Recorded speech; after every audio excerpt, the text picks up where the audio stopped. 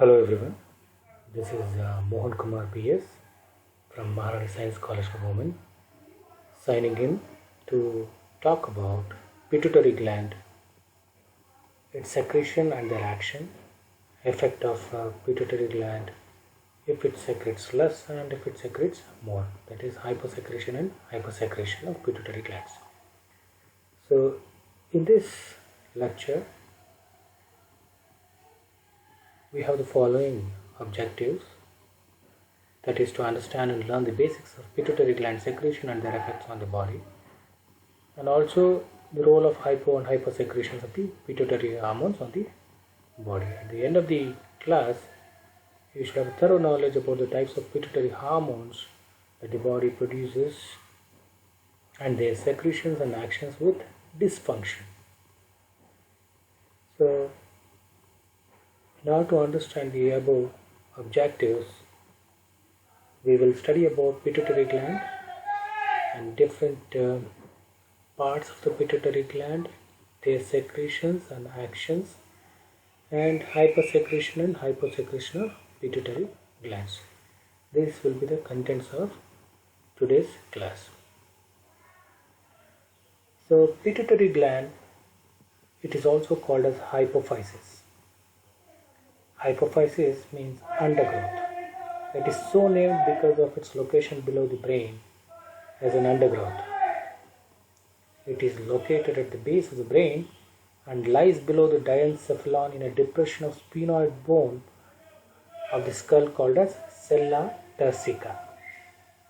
The human pituitary is a reddish grey oval structure and measures about 1 centimeter in diameter. Its average weight varies in the two sexes. In males it is little less and in females it is little bigger. In males it is 0.5 to 0.6 gram. In females it is 0.6 to 0.7 gram in weight.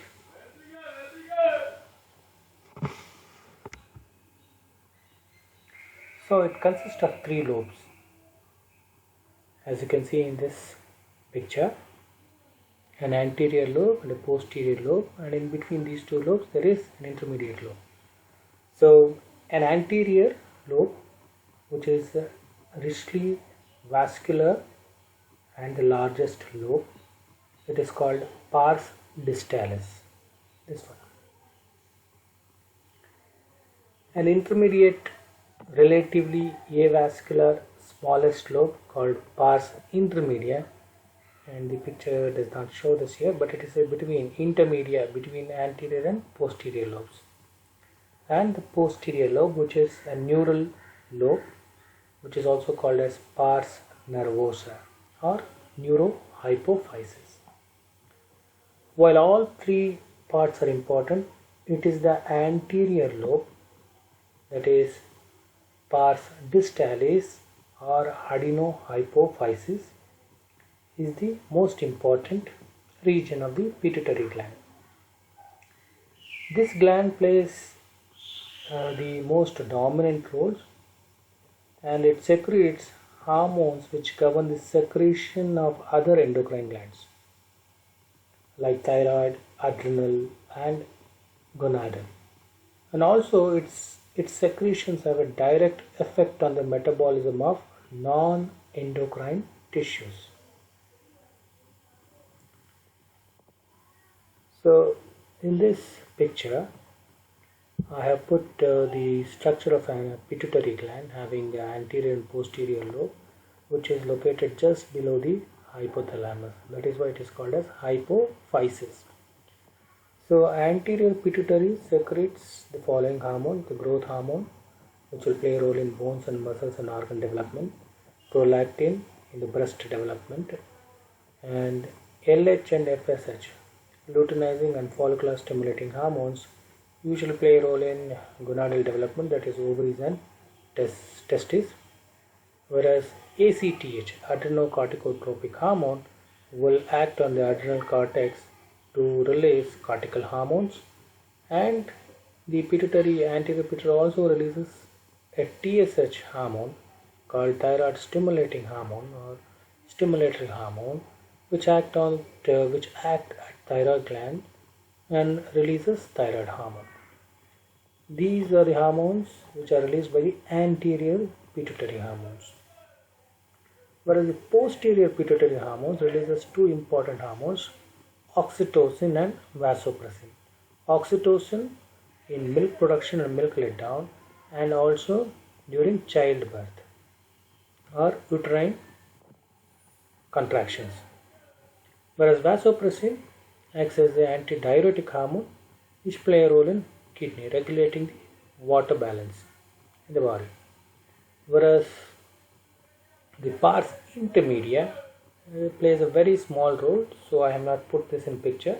So we will study. It produces a small hormone called as melatonin stimulatory hormone. I shall talk about it in little later. So first one, anterior lobe or adenohypophysis. It secretes around 30 tropins in the body.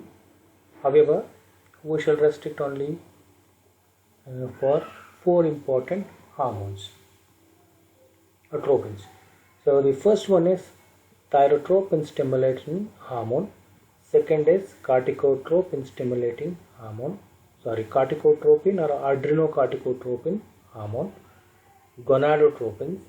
Fourth is somatotropins, or also it's called growth hormone. To start with the thyroid hormone, that is thyroid stimulating hormone. It is a glycoprotein with a molecular weight of around 30,000. Each molecule has around 8 to 9 cysteine residues, and the disulfide groups are present as intra-chain linkages. Okay. Usually what happens between 2 to 3 polypeptide chains, the polypeptides are linked by the disulfide groups and they are called as interchain linkages. But here it is intra-chain linkages, indicating a single polypeptide having the disulfide groups.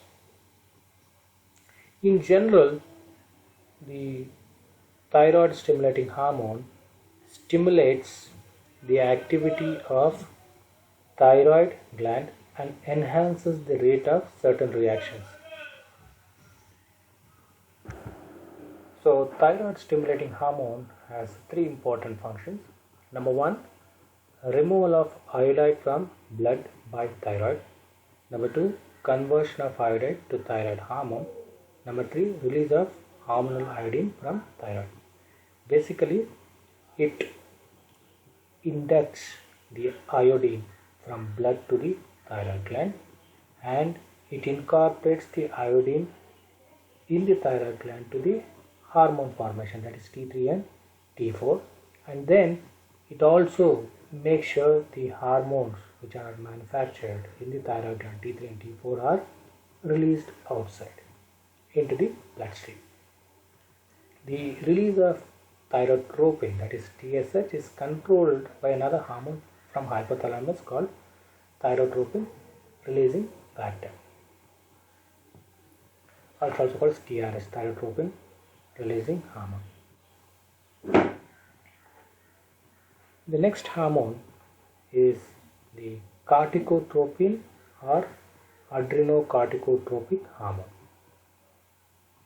Corticotropin is a straight chain polypeptide with a molecular weight of about 4,500 and consists of 39 amino acid residues in mammals like man, ox, sheep and pig.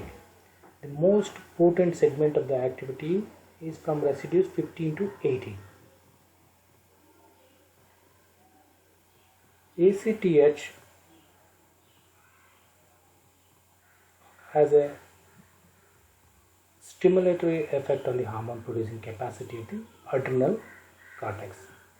So if you look at the diagram here, ACTH released from the pituitary, anterior pituitary, affects the adrenal cortex.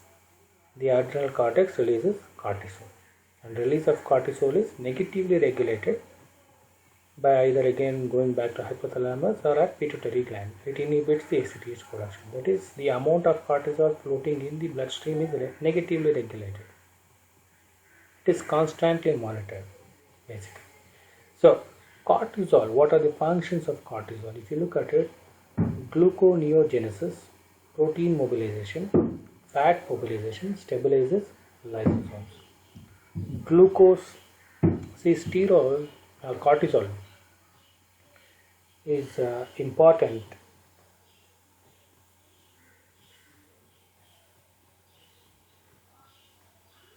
important in releasing glucose in the blood. So the body is ready for action. And protein synthesis is stopped in liver, but protein synthesis is retarded in all tissues except liver. Okay, but all other tissues will stop the protein synthesis, will try to uptake the glucose and metabolize the glucose, so they are rich in ATPs and the body is ready. So it also possesses an intrinsic corticotropin hormone. Apart from producing cortisol, it also acts like a melanocyte stimulating hormone, causing darkening of the skin, just in a manner similar to that of another hormone called as MSH, which is produced by our pars intermedia, that is the intermediate lobe of the pituitary. And certain peptides bound in the hypothalamus and also in neurohypophysis have ACTH releasing activity. These have been termed as corticotropin releasing factor or CRF. The next hormone is gonadotropins or gonadotropic hormones. In short form, it is called GTH. These hormones control the development and functioning of the gonads, which remain dormant until the age of 12 to 14 years in human beings. That these hormones will help the human beings to have secondary sexual characters developed in them at the age between 12 to 14 years. So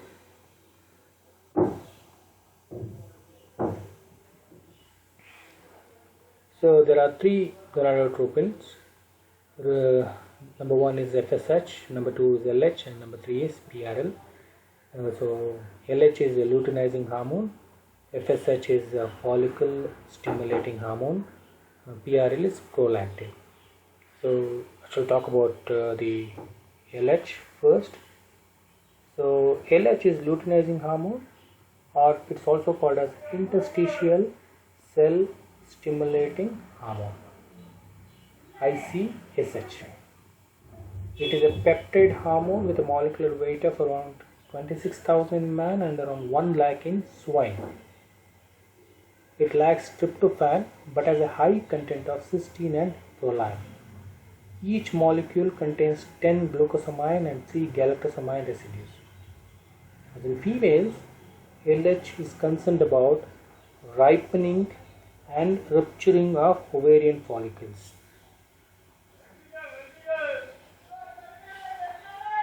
Luteinizing hormone causes follicles to complete maturation and undergo ovulation.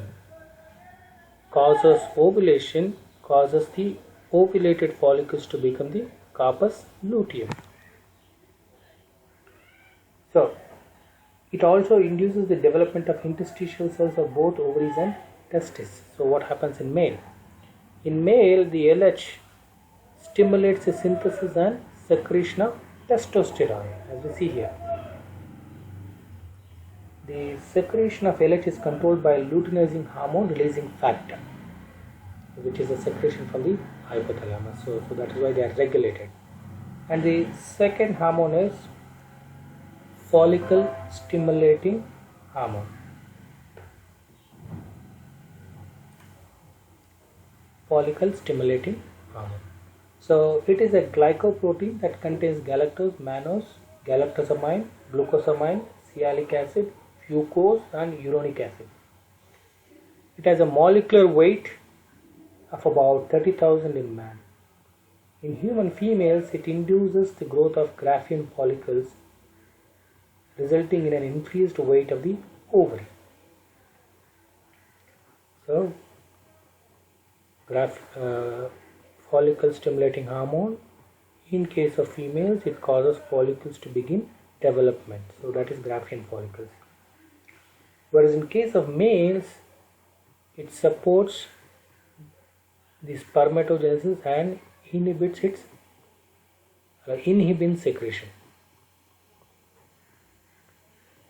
So, however, in males, as I said, FSH promotes spermatogenesis by stimulating the development of seminiferous tubules, thus leading to a large number of spermatocytes.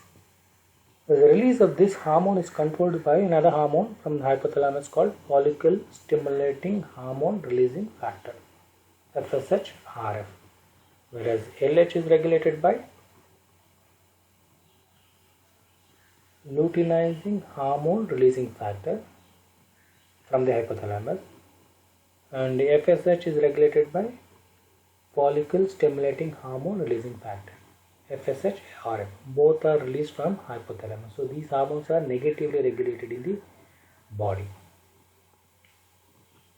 And the last hormone is the PRL, and which is also called as luteotropin or luteotropic hormone, LTH, because of its broad spectrum of effects on vertebrates in general. Luteotropin is the most versatile of all the adenohypophyseal hormones. It is also the first anterior pituitary hormone to be obtained in pure form. It is a peptide hormone with 198 amino acid residues and a molecular weight of about 23,500. It differs from FSH and LH in that it contains no carbohydrate. It is thermolabile, that is, it gets destructed if there is a heat, and it is destroyed by tryptic digestion as well. In pure form, it has no growth promoting thyrotropic, diabetogenic, adrenotopic or gonadotropic activities. However, in association with certain hormones like estrogen, prolactin promotes the growth of mammary glands, called mammogenesis, and also induces secretion of milk, lactation at the time of childbirth. Henceforth, this hormone is variously called as prolactin or lactogenic hormone or even mammotropic hormone. It also stimulates glucose uptake and lipogenesis. Along with androgens, it causes the development of secondary male sex characters. It also acts as an anabolic agent, mimicking the effect of growth hormone. In fact, prolactin is credited with performing more than 80 functions in the body. It is the same reason that it has been jocularly termed as jack of all trades. So these various functions of prolactin fall under 5 major categories. Number 1, they play a role in reproduction. Number 2, osmoregulation. Number 3, growth. Number 4, integument. Number 5, synergetic effect with the steroid hormone.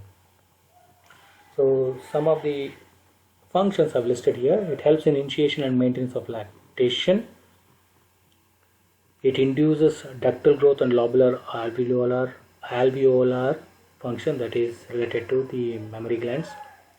It takes part in the synthesis of milk protein like casein and lactoalbumin, again related to milk and the mammary glands. It is important control of osmolality, which is measured in kgs. Osmolarity is measured in liters, that is the amount of salt, whereas here osmolality is the number of osmolar substances present in the body.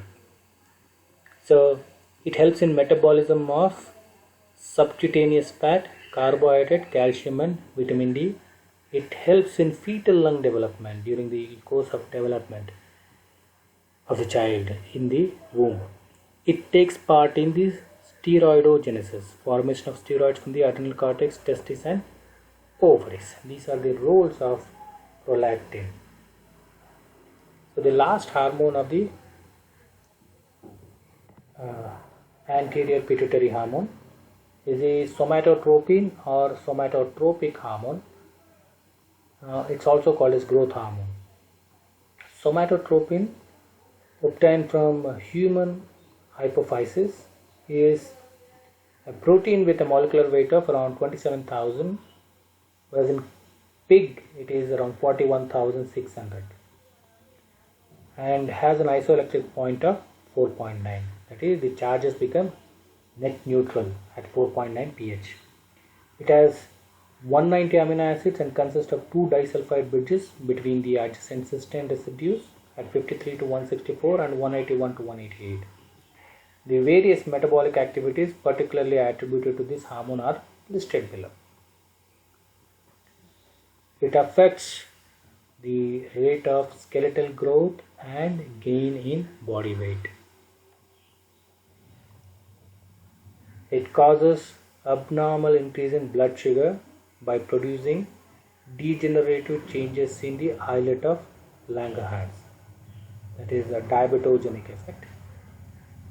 Here we see the GH stimulates liver to break down glycogen into glucose, fueling the growth effects, diabetogenic effect. It stimulates the growth of the islet of Langerhans.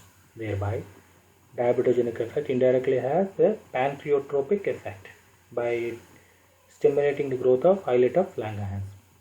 It controls the production of fat in the body and its deposition in the liver. It is ketogenic effect. So it also prevents the fall of muscle glycogen in fasting and also stimulates the stimulates milk secretion in cows and also the growth of mammary glands, and also known to cause adrenal enlargement. So if you look at this picture here, there are few I have listed here as function. Number one is glucose sparing effect. So gluconeogenesis happens, stimulates adipose tissues to break down stored fat, fueling the growth effects. So it releases the fat. Number two, growth effects increases uptake of amino acids from the blood, enhances cellular proliferation and reduces apoptosis. So the target tissues are bone cells, muscle cells, nerve and immune cells in this. And the liver plays a role in diabetogenic effect, whereas the pancreas has the pancreotropic effect. However, liver releases a factor called as IGF-1, which stimulates these two growth effects. So this IGF-1 release is negatively regulated again. So basically that is a growth factor, insulin like growth factor. So that is a release of growth hormone again is regulated by IGF-1.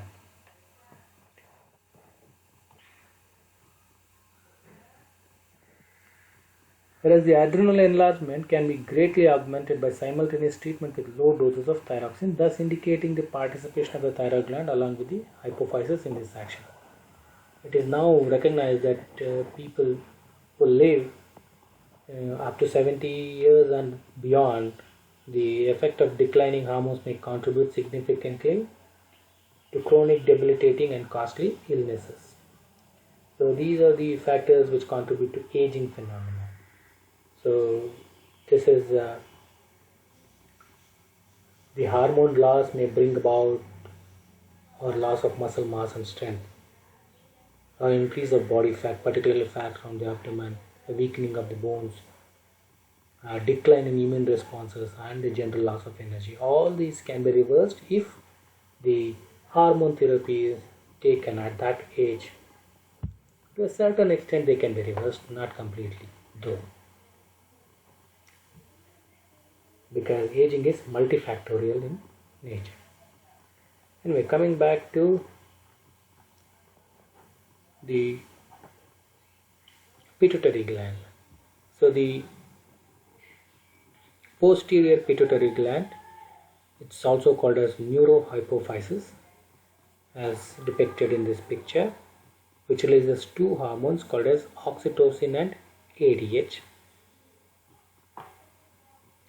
The neurohypophysis develops from an outgrowth of the hypothalamus. So this is the hypothalamus here. As an outgrowth, it has developed. This explains the presence of glial cells types in the gland. So glial cells are a type of neuronal tissue, neuronal cells. The posterior pituitary, as I said, secretes two hormones. And this is the way the production takes place. Hypothalamic neurons synthesize oxytocin and ADH, and it gets transported through hypothalamic hypophyseal tract to the posterior pituitary, and oxytocin and ADH are stored in axon terminals called as herring bodies, and they are released into the blood when hypothalamic neurons are depolarized or they fired. Okay, so now oxytocin and ADH are in the blood. Once they are released into the bloodstream, what kind of effect they bring in, let us see. So this is the structure of oxytocin, and this is the structure of vasopressin we have. And firstly, I shall talk about oxytocin. Oxytocin, which is also called as pitocin, it is a nonopeptide amide. What is a nonopeptide? Nonopeptide is it's a peptide chain of 9 amino acid residues. So if you look at the oxytocin here, we have 1, 2, 3, 4, 5, 6, 7, 8, and this one is 9. So 9 amino acids make up oxytocin, and vasopressin is also 9 amino acids only, but there are small changes in the amino acids. So a disulfide bond is present to link the two cysteine residues here. See here, one cysteine here and the other cysteine at the 6th position. These two are linked by a disulfide bond. Oxytocin preparations from man, cow and a pig are identical. Besides mammal, it is also found in chondrichthyes, lungfishes, amphibians and aves. Oxytocin stimulates the contraction of smooth muscles. Let's look at the functions here. So neurohypophyseal actions of oxytocin, if you look at it, it increases the parasympathetic autonomic functions. Basically, it is part of the autonomic nervous system. So parasympathetic nerves are involved here. So what do they bring about? They bring about milk letdown. So that is post the birth of the child. See, the milk production happens because of the presence of oxytocin. Uterine contractions at parturition. Parturition meaning childbirth. So during the course of labor, the oxytocin is the one which brings about uterine contractions. And what are the general central actions of oxytocin? It decreases the aggression in females more than males, and it decreases anxiety and increases the relaxation and well-being and trust of the of human beings. It initiates social contacts, brings about pairing and social bonding, and also increases the chance of selecting a partner. This happens more in females compared to males. And looking at the vasopressin, it is also a cyclic nonopeptide amide and resembles oxytocin, except that leucine, where is it?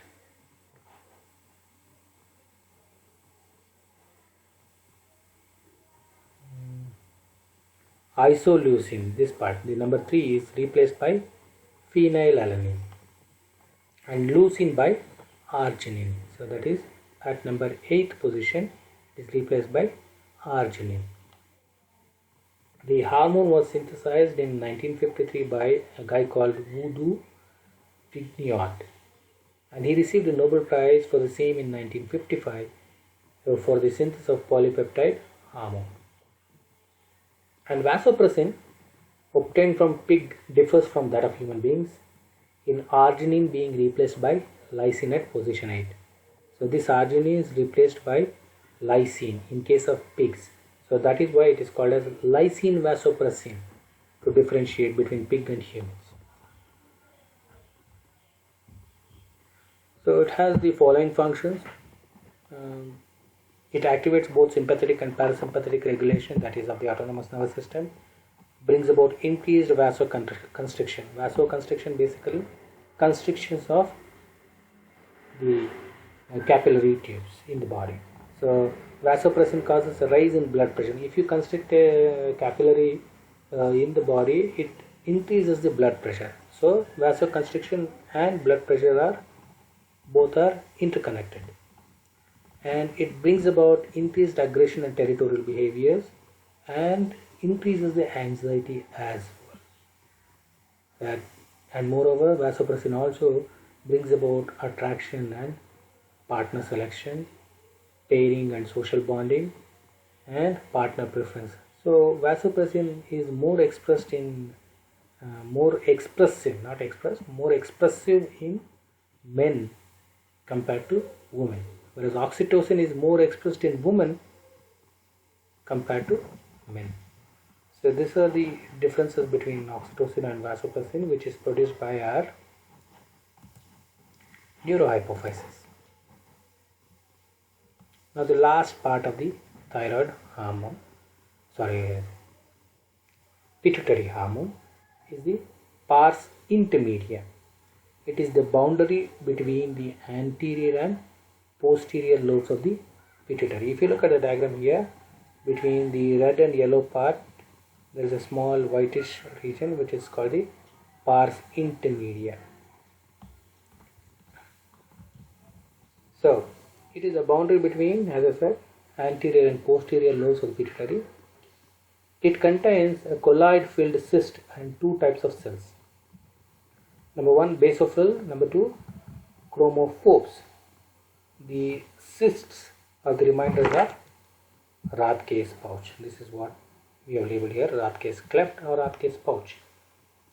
In human fetal life, this area produces melanocyte stimulating hormone or MSH, which causes the release of melanin pigment in skin melanocytes or pigment cells.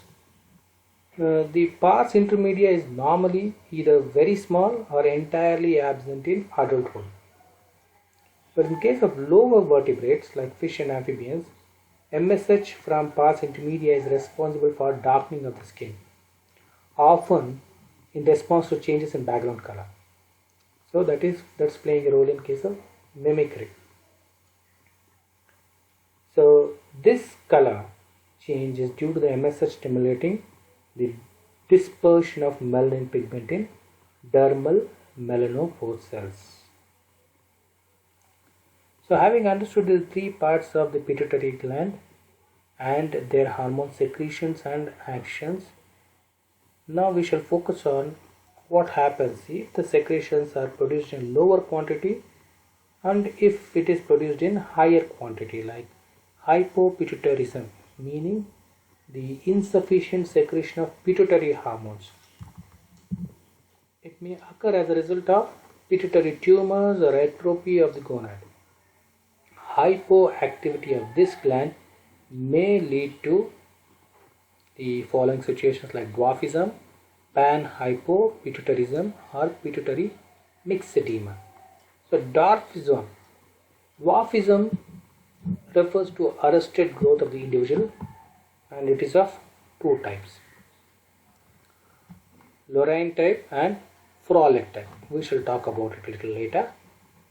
Panhypopituitarism, the second condition, it is caused because of the destruction of the gland itself and thus leading to cessation of all hypophyseal functions. Third one is pituitary myxedema, which is also linked to the thyroid hormone. It is caused due to the lack of TSH and produces symptoms similar to those described for primary hypothyroidism. So when I talk about the thyroid gland, I shall also cover myxedema.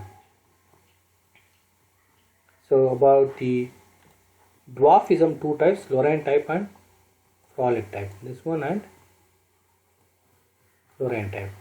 So if you look at here, Lorraine-Lévy syndrome. This is a picture which describes the difference between Lorraine-Lévy and Frolic dwarfs.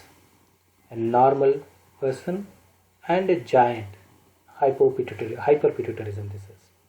So, and all of them are at the age of 21 years. So 21-year-old Lorraine Levy and frolic and normal and giant human being. So what differences do we find in each of them? So Lorraine Levy syndrome, this is caused by severe deficiency of growth hormone and possibly of other hormones in childhood. The individual is of small stature, height of adult is 3 feet, but is well proportioned. So the proportion between the limbs and the body is well proportioned. The ratio between the limbs and the body is well proportionated. So head is slightly larger to relation to body. Only the head is little larger. Mental development is not at all affected. It is well developed. Puberty is delayed and there may be episodes of hypoglycemia because it's also affecting the thyroid gland. So there will be a chance of hypoglycemia is also there. But in the frolic syndrome, in this condition there is panhypopituitarism. But the main features are associated with deficiency of other hormones like growth hormone, follicular stimulating hormone and luteinizing hormone. In children the effects are diminished growth. You can see here the growth is diminished compared to Lorraine Levy, and lack of sexual development, obesity, mental retardation and development. So everything is lacking in frolic. It is the severe situation, a severe condition of dwarfism, pituitary dwarfism. In a similar condition in adults, obesity and sterility are the main features. They become sterile when they reach their adulthood. So the last slide talks about hyperpituitarism. It refers to the overproduction of hypophyseal hormones. That is, hypersecretion of this gland leads to gigantism during childhood or adolescence. The disease is characterized by overgrowth of the bones, especially at joints, leading to a tall individual with 2 to 2.5 meter height, more than 6 feet there. The limbs usually become disproportionately large. In human adults with closed epiphyses, excessive secretion of pituitary hormone causes acromegaly, and the symptoms include consistent overgrowth of the bones of face, hands and feet. These are acral parts, hence the term acromegaly. So that the patient often complains of having have to change gloves and shoes frequently as they no longer fit in. And the second most prominent feature is the prognathism or protrusion of the lower jaw. Overgrowth of the malar, frontal and basal bones combined with prognathism. So to produce a coas-facial features called acromegalic fascie. Basically, so prognathism causes underbite. They do not match or bite properly. The upper jaw will be actually inside the lower jaw. So the bite is underbiting. And bowing of the spine. The spine is not straight, instead it tends to bow down. It's called kyphosis. And body hair production increases. Overgrowth of the body hair. Thickening of the soft tissues of nose, lips and forehead. Enlargement of visceral organs. That is stomach, liver, pancreas, all those organs will be enlarged. And increased sexual activity in the beginning, which is ultimately followed by atrophy of the gonads. This leads to impotence in man. And amenorrhea in women. Basically an abnormal absence of menstruation in case of women. And cardiomyopathy, the disease related to the cardiac tissue. It also causes diabetes. And goiter, thyroid gland enlargement. And headache, diplopia, lethargy and blindness. Diplopia basically forming two images of the same object, some mirror images. So the blurred vision. So these are the features of hyperpituitarism. A small note on pituitary diabetes, because diabetes we have heard mainly from the dysfunctioning of the pancreatic gland. The general increase in the secretion of all the adenohypophyseal hormones causes elevated blood glucose concentration. This condition is clinically designated as pituitary diabetes. However, this would differ from diabetes mellitus. As I have put here diabetes mellitus, it is actually pituitary diabetes. The rate of glucose utilization by the cells is only moderately depressed, whereas in diabetes mellitus, almost no utilization of glucose takes place. So basically, the glucose uptake is slightly reduced when it is pituitary diabetes. If it is the pancreatic, diabetes mellitus, then it is completely reduced. Many of the side effects that result from reduced carbohydrate metabolism in diabetes are, however, lacking in pituitary diabetes. So this is about the pituitary gland secretions and actions and their hyposecretion and hypersecretion. The condition which would lead to hypersecretion is what I have listed in this slide, and this is the hyposecretion leading to dwarfism and Froelich syndrome and Laurent-Levy syndrome. Thank you for hearing me patiently. If you have any doubt, you can reach me on my number. Thank you.